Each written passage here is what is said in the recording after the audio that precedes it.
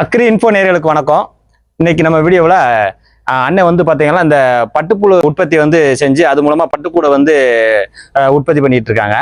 இதில் வந்து பார்த்தீங்கன்னா வழக்கமாக வந்து எல்லாருமே வந்து நார்மலாக ஒரு பட்டுக்கூடுக்குன்னு சொல்லி ஒரு செட் அமைச்சிருப்பாங்க. அதுலேருந்து பட்டுப்புழு வந்து வளர்த்து வந்து அதை கூடு பண்ணி அந்த கூடை வந்து சேல்ஸ் பண்ணிட்டு இருப்பாங்க.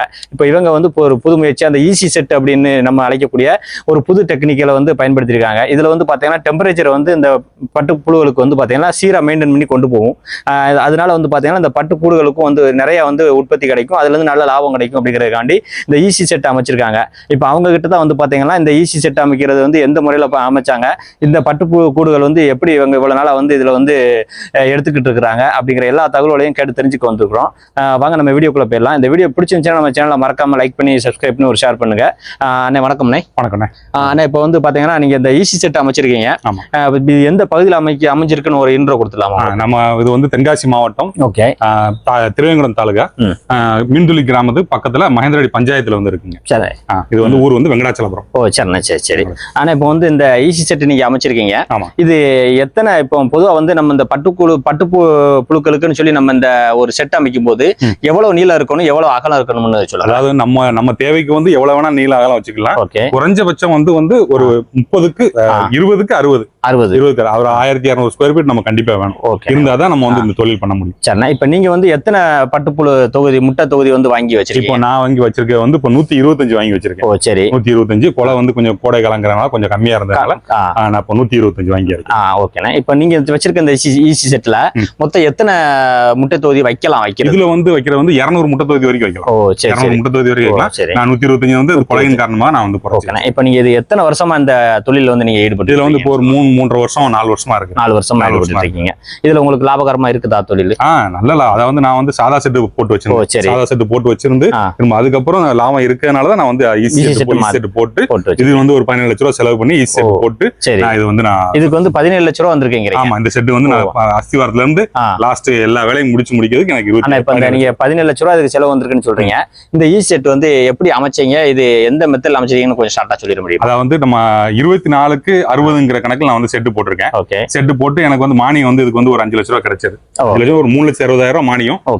மற்றது வந்து மெட்டீரியல் கொடுத்துருக்காங்க. ஏன்னா அது போக வந்து நான் வந்து அஸ்திவாரம் தோண்டி பில்டிங் கட்டி ஈஸி செட் நம்ம அந்த இப்ப பார்த்தோம் நம்ம எக்ஸாஸ்ட் ஃபேன் நம்ம கூலிங் பேட் இதெல்லாம் போட்டு நம்ம இது பண்ணிருக்கோம். அது போக வந்து மேல வந்து பாத்தீங்கன்னா அந்த சீலிங் வந்து நம்ம வந்து கவர் பண்ணாதான் நம்ம கூலிங் வந்து வெளியே போகும். சரி, அதனால இதை வந்து போட்டு எல்லாமே இது பண்ணி. ஓகேண்ணா. இப்ப வந்து பாத்தீங்கன்னா நீங்க நம்ம உள்ள வரும்போதே வந்து பாத்தீங்கன்னா அவ்வளவு கூலிங்கா இருக்குது.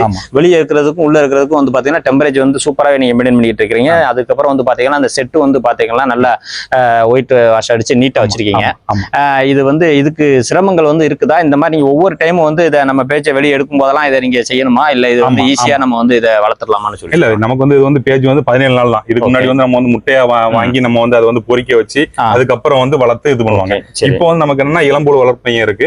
அவங்க வந்து வளர்த்து நமக்கு வந்து 7 நாள் புழுவா கையில கொடுத்துருக்காங்க. ஏன்னா நம்ம அதுக்கப்புறம் தான் நம்ம வளர்க்க போறோம். நம்மகிட்ட வந்து ஒரு 15 இருந்து 20 நாள் நமக்கு வேலை முடிஞ்சிடும். சரி, கூடு கட்டுறதுக்கு ஒரு 3 நாள் 4 நாள் முடிஞ்சதும் நம்ம மார்க்கெட் பண்ணிக்கலாம். ஏன்னா இந்த அதை வந்து சாதா செட்ல வந்து வளர்க்க முடியாதனால வந்து இது வந்து இயற்கையாக நம்ம வந்து செயற்கையா நம்ம வந்து டெம்பரேச்சர் வந்து நம்ம மெயின்டைன் பண்ணி நம்ம வளர்க்குறோம். ஓகேண்ணா. இப்ப நம்ம வந்து அந்த பட்டு புழு வளர்ப்பு மையத்துல இருந்து நீங்க புழுக்களை வந்து வாங்கி கொண்டு வரீங்க. இது முட்டை தொகுதியோட ரேட் வந்து எவ்வளவு இருக்கும்? நீங்க 120 முட்டை தொகுதி வாங்கிருக்கீங்க, அதுக்கு எவ்வளவு ரேட் வரும்னு சொல்லுங்க. அது வந்து ஒரு முட்டை தொகுதிங்க வந்து ஒரு முட்டை தொகுதிங்க 450 இருந்து 500 புழுக்கள் வரும். 500 புழுக்கள். சரி, ஏன்னா 4000 ரூபாய் வரும். ஒரு முட்டை தொகுதிங்க 4000 ரூபாய் வருது. 4000. நான் வந்து 125 இறக்கிருக்கேன். 5500 ரூபாய் நீங்க இன்வெஸ்ட் பண்றீங்க. இதை வாங்கிட்டு வந்ததுக்கு அப்புறம் நீங்க இது ஸ்பேஸ் இந்த 5000 இந்த 125 முட்டை தொகுதியில எவ்வளவு ஸ்பேஸ்ல நீங்க ஃபர்ஸ்ட் கொண்டு வரும்போது எவ்வளவு ஸ்பேஸ்ல நீங்க அதை வைக்கிறது? அதாவது வந்து அவங்க கொடுக்கும்போது வந்து சின்ன சின்ன தட்டிலே வந்து கொண்டு வந்துருவாங்க. சரி, அந்த தட்டுல இருந்து நம்ம வந்து கொலைய வச்சு நம்ம வந்து அப்படியே கொஞ்சம் கொஞ்சமா இப்ப நம்ம நீங்க அவங்க கொண்டு வந்து முதல் நாள் உங்ககிட்ட ஒப்படைக்கிறாங்க.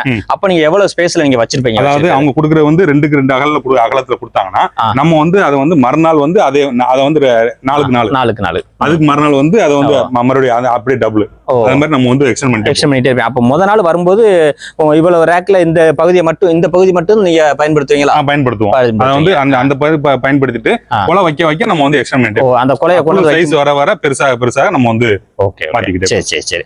இப்போ நீங்க இந்த 5000 சில்லற ரூபாய் சொன்னீங்கல்ல, இது போக நீங்க வேற ஏதாவது செலவு நமக்கு வந்து இந்த சுண்ணாம்பு யூஸ் பண்றோம், அஸ்திரா நம்ம இது அங்குஸ் யூஸ் பண்றோம். இது எதனால இதெல்லாம் யூஸ் இது வந்து நம்ம வந்து புழு மேல வந்து நம்ம வந்து தெளிக்கணும். தெளிக்கணும். நம்ம வந்து அந்த சுண்ணாம்பு வந்து மேல தெளிக்கணும். சரி. நம்ம அங்குஸ்னு ஒரு பொடி இருக்கு, அது நம்ம புழு மேல வந்து தெளிக்கிறீங்க. இது தெளிச்சோம்னா அந்த புழுக்களுக்கு வந்து என்னன்னா நமக்கு நோய் எதிர்ப்பு சக்தி அதிகமாகும், நோய் அட்டாக் ஆகும் அந்த மாதிரி. ஓகே. இப்போ வந்து பாத்தீங்கன்னா நம்ம வீடியோல பார்ப்போம், நம்ம நிறைய லேயர் வச்சிருக்கீங்க. நம்ம இந்த பட்டு இந்த மல்பெரி இலையெல்லாம் நிறைய லேயர் வச்சிருக்கீங்க. இந்த லேயர் வந்து நீங்க ஒவ்வொரு நாள் வச்சுக்கிட்டு மேல மேல மேல வச்சுட்டே வரீங்களா, இல்லைன்னா ஒவ்வொரு நாள் அதை தூர எடுத்துருவீங்களா? இல்ல, எடுக்கிறது இல்ல. நம்ம வந்து மந்தையில இருந்து இருக்கிற குலை எல்லாமே அதுல இதுல நம்ம அறுவடை முடிஞ்சதுக்கு அப்புறம் தான் கம்ப்ளீட்டா நம்ம வந்து வெளியே எடுத்து. சரிண்ணா. இப்போ நீங்க வாங்கிட்டு வரீங்க, வாங்கிட்டு வந்து முதல் நாள் நீங்க பட்டுப்புழு உள்ள கொண்டு வரீங்களா? கொண்டு வந்ததுல இருந்து கொலைகள் வந்து எத்தனை ஸ்டெப்ல நீங்க வந்து வைக்கிறீங்க, எத்தனை முறை வைப்பீங்க வைக்கிறது? அதாவது வந்து நம்ம புழு வந்ததும் இன்னைக்கு நைட் வருதுன்னு வச்சுக்கோங்க. இன்னைக்கு நைட் வந்ததுன்னா ஒண்ணு ஈவினிங் வைப்போம் போல, இல்ல மறுநாள் காலைல அவங்களே சொல்லிடுவாங்க. அந்த டைம்ல வைக்க நாளை காலைல வைங்க சொல்லுவாங்க. நம்ம மறுநாள் இன்னைக்கு நைட் வந்ததுன்னா மறுநாள் காலைல, அதுக்கு மறுநாள் காலைல வந்து நம்ம கொலையை வச்சு 3 நாள், அதாவது 6 பொழுது வைக்கிறோம். அதுக்கப்புறம் வந்து 1 நாள் மோல்டு தோல் இருக்குன்னு சொல்லி தோல் இருக்கு நின்றும். அதுக்கப்புறம் வந்து 3 நாள், அதாவது 7 பொழுது. 7 பொழுது. அதுக்கப்புறம் வந்து 2 நாள் மோல்டு நிற்கும், 48 மணி நேரம் மோல்டு நிற்கும். சரி. ஏன்னா அதுக்கப்புறம் எந்த அசைவும் இல்லாம அதை வந்து சாப்பிடாம அப்படியே 2 நாள் கழிச்சதுக்கு அப்புறம் 48 மணி நேரம் முடிஞ்சதுக்கு அப்புறம் 6 நாள் 12 பொழுது மேக்ஸிமம் 13 பொழுது கிளைமேட்டை பொறுத்து 13 பொழுது நமக்கு வந்து அதுக்கு வந்து கூடு கட்டுறதுக்கு ப்ரிப்பேர் ஆயிடும். சரிண்ணே. இதுதான் உங்களுடைய அந்த மொத்த வளர்ப்பு நாட்கள். வளர்ப்பு நாட்கள் வந்து ஒரு 17 இருந்து 22 நாள்ல எல்லா வேலையும் முடிஞ்சிருது. இதுல நீங்க வேலை பாக்குறதுன்னு பார்த்தா ஃபர்ஸ்ட் ஒரு 3 நாள், அப்புறம் ஒரு நாள் ரெஸ்ட் விட்டுறீங்க, ஒரு நாள் 24 மணி நேரம், அப்புறம் ஒரு 3 நாள், அப்புறம் ஒரு 2 நாள் ரெஸ்ட் விட்டுறீங்க, அப்புறம் ஒரு 13 பொழுது வைக்கிறீங்க. 12 எல்லாம் 13 பொழுது. அதுக்கப்புறம் எவ்வளவு நாள் ரெஸ்ட் விடுறீங்க? அதுக்கப்புறம் வந்து ஒரு 4 நாள், அதுக்கப்புறம் 4 நாள், அதாவது நம்ம 48 மணி நேரம் கூடு கட்டும். 48 மணி நேரம் அந்த புழு வந்து உள்ள வந்து மோல்ட் ஆயிரும். 48 மணி நேரத்துல வந்து அது வந்து பீப்பாய் ஆயிரும். சரி. அதுக்கப்புறம் வந்து நம்ம வந்து மறுநாள் எடுத்து அதுக்கு மறுநாள் நம்ம மார்க்கெட் பண்ணிக்கலாம். சரி. இதுதான் வந்து இப்ப மொத்த அந்த பட்டுப்புழு செட்ல வந்து நீங்க இந்த சைக்கிள் தான் வந்து நீங்க பட்டுப்புழு வளர்க்குறது. ஓகேண்ணா. இப்போ வந்து நீங்க ஏற்கனவே வந்து பழைய மெத்தட் படி நீங்க செட்டு போட்டு வளர்த்துட்டு வந்திருந்தீங்க. இப்போ வந்து புதுசா இந்த செட்டை வந்து போட்டிருக்கீங்க.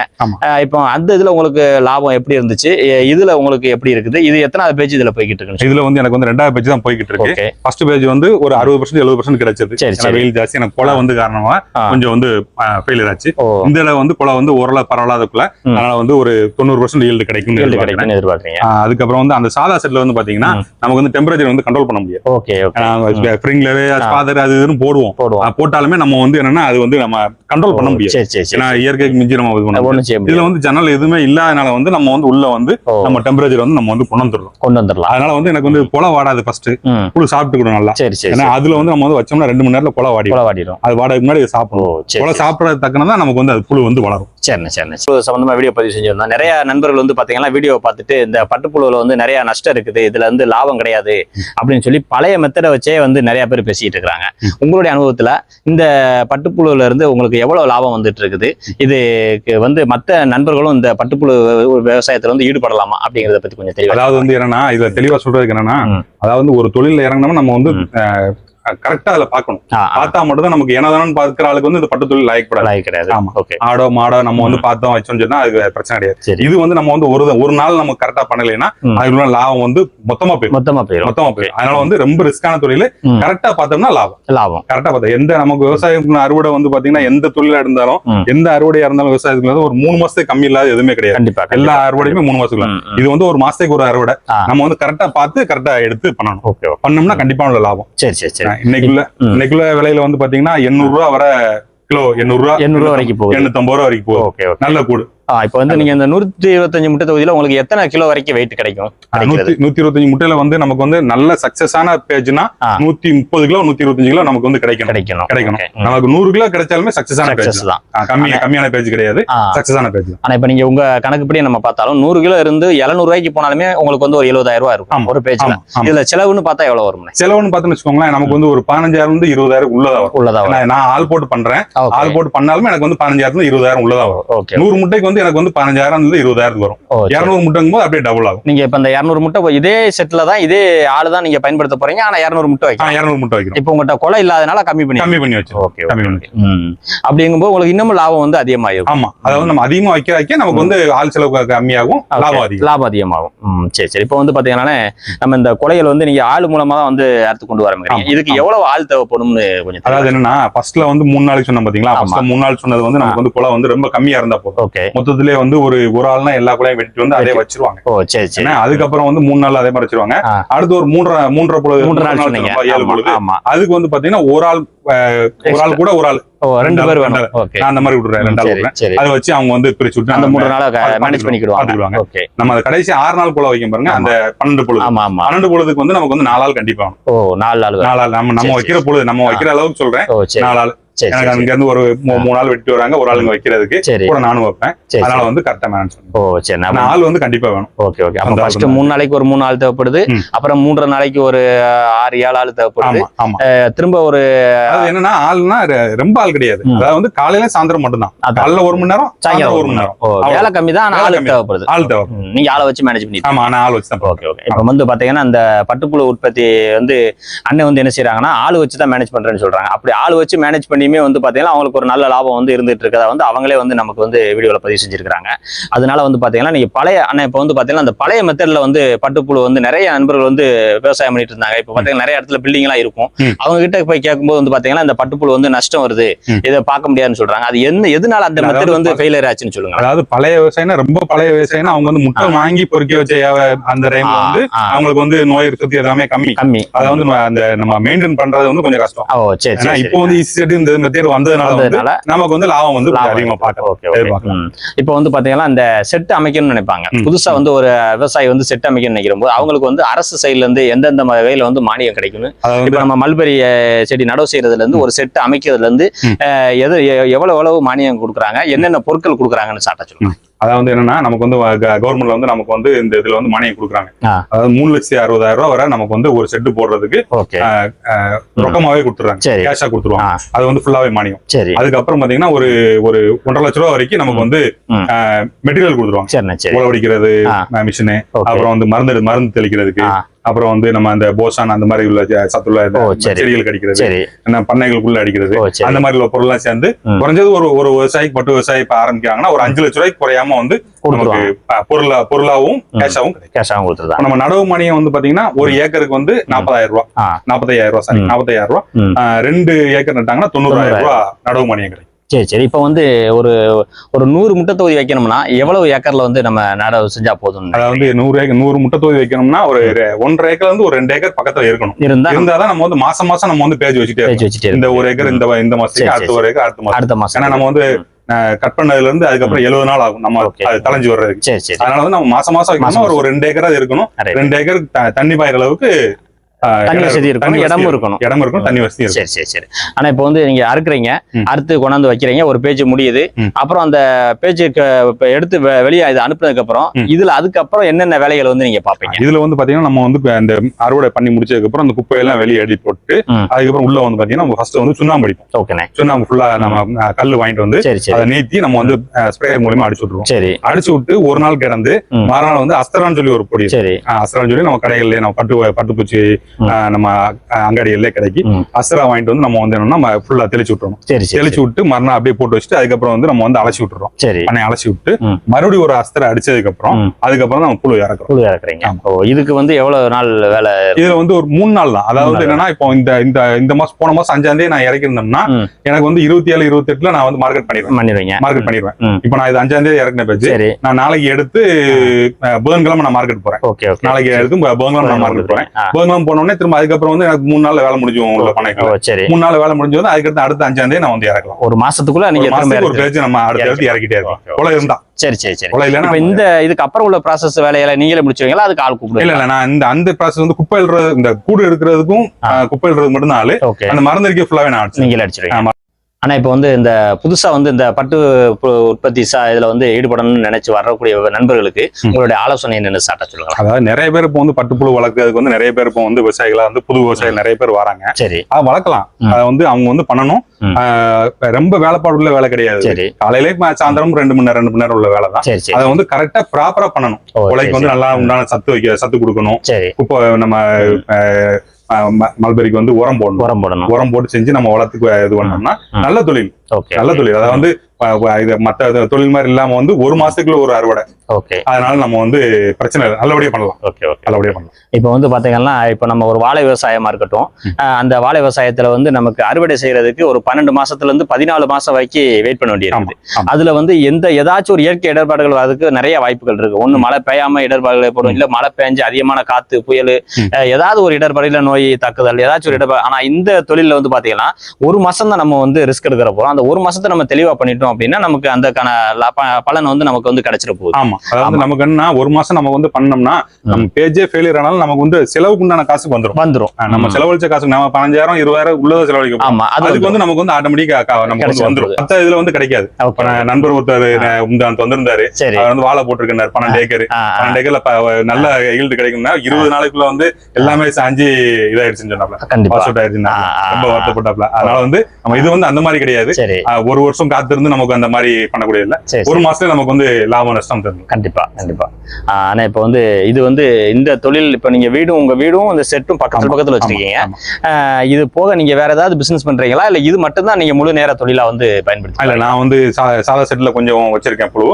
அதுல கொஞ்சம் கிளைமேட் நல்லா இருக்கும்போது அதுல வச்சுக்கிடுவேன். அது போக வந்து செட்ல வச்சுக்கிடுவேன். இது போக நான் விவசாயம் பார்த்துட்டு இருக்கேன். விவசாயம் மக்காச்சோளம் இந்த மாதிரி. ஆனா இப்போ நீங்க அந்த சாதா செட் வச்சிருக்கீங்க, இந்த ஈசி செட் வச்சிருக்கீங்க. இந்த ரெண்டுலயும் வந்து உங்களுக்கு வருமானம்னு பார்த்தா எவ்வளவு வரும் செலவெல்லாம்? எனக்கு வந்து செலவெல்லாம் போக எனக்கு வந்து நல்லா குறைவான அளவு வந்தனால எனக்கு 1 லட்ச ரூபா 1.5 லட்ச ரூபா வரைக்கும் எனக்கு லாபம் கிடைக்கும். லாபம் கிடைக்கும். நல்ல தொழில். ஏன்னா சீக்கிரம் நம்ம வந்து எடுத்துக்கலாம். ஆனா இப்ப இந்த 100 முட்டை தொகுதியை வச்சு பாக்குற விவசாயிகளுக்கு ஒரு பேஜுக்கு எவ்வளவு நல்லா பார்த்தா ஒரு 90% வந்து ஈல்டு எடுத்தாங்கன்னா எவ்வளவு லாபம் கிடைக்கும்? அவங்களுக்கு வந்து பாத்தீங்கன்னா இன்னைக்கு 800 ரூபா போகுது. நம்ம அங்க வந்து 900 ரூபா வரை போகுது ராம்நகர்ல. நம்ம வந்து இங்க உள்ள தென்காசி உள்ள கணக்குப்படி பார்த்தாலையும் ஒரு 750 ரூபா 800 ரூபாய் விடாம போகுது. ஒரு 80% ஈல்டு எடுத்தாலும் ஏன்னா ஒரு 100 முட்டை வச்சு ஒரு 80 கிலோ எடுத்தாங்கன்னா ஒரு 60-65 ரூபா வரைக்கும் வரும். ஏன்னா 65 ரூபா வரைக்கும் வரும். 65 ரூபாயிலே நம்ம வந்து அந்த அவங்க சொந்தமா 100 முட்டைங்கும் போது வந்து சொந்தமா பாத்துருவாங்க. செலவு பெருசா ஒண்ணு இருக்காது. சப்போஸ் அப்படியே ஆள் போட்டு பார்த்தாலும் ஒரு 15 ரூபாய்க்கு மேல வராது. ஒரு 50 ரூபா மாசம் கண்டிப்பா. இதுல நெகட்டிவ்ங்கிறதும் இருக்கத்தான் செய்யும். இதுல வந்து பாத்தீங்கன்னா நோய் மேலாண்மைன்னு கண்டிப்பா ஒண்ணு இல்லாம இருக்காது. இதுல எந்த மாதிரியான நோய் தாக்குதல் ஏற்படும், இதுல அந்த பிரச்சனைகள் வந்து நம்ம எப்படி சமாளிக்கிறது, நீங்க எப்படி அதை எதிர்கொண்டீங்கன்னு சொல்லுங்களேன். அதாவது இதுல வந்து பாத்தீங்கன்னா முக்கியமான வர்றது வந்து ஒரு 3 நோய் இல்ல 4 நோய் மட்டும் தான். ஏன்னா சுண்ணாம்பு கட்டி நோய்னு சொல்லுவாங்க. அது வந்து குளிர் காலத்துல வரும். ஏன்னா பால் பூச்சிங்கிறது வந்து அது வெயில் காலத்துல வரும். ஏன்னா அது போக வந்து பாத்தீங்கன்னா பக்கத்து தோட்டத்துல யாராவது மருந்து அடிச்சிட்டாங்கன்னா நம்ம தோட்டத்துல வந்து மருந்து பட்டுருச்சுன்னா இலைகள்ல இருந்து வச்சுட்டு வந்தாலும் நமக்கு வந்து பாய்சன் ஆயிரும். பிளாக்சரின் ஒரு நோய் இருக்கு. பிளாக்சரின் நோய், அந்த நோய் அடிச்சதுனாலும் நமக்கு வந்து கூடு கட்டாது. என்ன ஆகும்னா புழு வந்து அப்படியே நின்றும்னா அதாவது நம்ம 6 நாள் கொலை வச்சு எல்லா வேலையும் பார்த்துருப்போம். லாஸ்டா கூடு கட்ட ஆரம்பிக்கும் போது வந்து பாத்தீங்கன்னா எதுவுமே கூடு கட்டாது, வளம் மேல ஏறி அப்படியே நிக்கும். ஏன்னா அந்த டைம்ல வந்து நமக்கு வந்து கொஞ்சம் கஷ்டம். அதனால வந்து நம்ம வந்து கொலையை வந்து நம்ம சத்தா வளர்த்துட்டோம். புழுக்குள்ள வந்து எந்த நோய் எதிர்ப்பு சக்தியும் உள்ள வராத அளவுக்கு, அதாவது நோய் எதிர்ப்பு சக்தி அதிகமா இருக்கிற அளவுக்கு கொலையை வந்து கொடுக்கணும். ஹெல்த்தியான புழுவா வாங்கி வளர்க்கணும். ஏன்னா இது இந்த நோய் மேலாண்மை மட்டும் நம்ம பாத்துக்கிட்டோம்னா நம்ம வந்து தொழில வந்து நல்லபடியா பண்ணலாம். இப்போ வந்து இவ்வளவு நேரம் வந்து பாத்தீங்கன்னா நமக்கு இந்த பட்டுப்புழு வளர்ப்புல வந்து பாத்தீங்கன்னா பட்டுப்புழு நீங்க வாங்குறதுல இருந்து அதை ஸ்டேஜ் பை ஸ்டேஜா எப்படி வளர்க்கறது, அந்த கூடுகளை வந்து நான் எப்படி விற்பனை செய்யறேன், அதுல எவ்வளவு வருமானம் இருக்குது, இதுல உள்ள இடர்பாடுகள் என்ன இருந்துச்சு அப்படிங்கிற எல்லா தகவலையும் வந்து பாத்தீங்கன்னா நம்ம சேனல் சார்பா வந்து இவ்வளவு நேரம் நமக்கு டைம் ஒதுக்கி ஷேர் பண்ணிக்கிட்டதுக்கு ரொம்ப நன்றி. வணக்கம். நன்றி. நேயர்களுக்கு வணக்கம். நன்றி.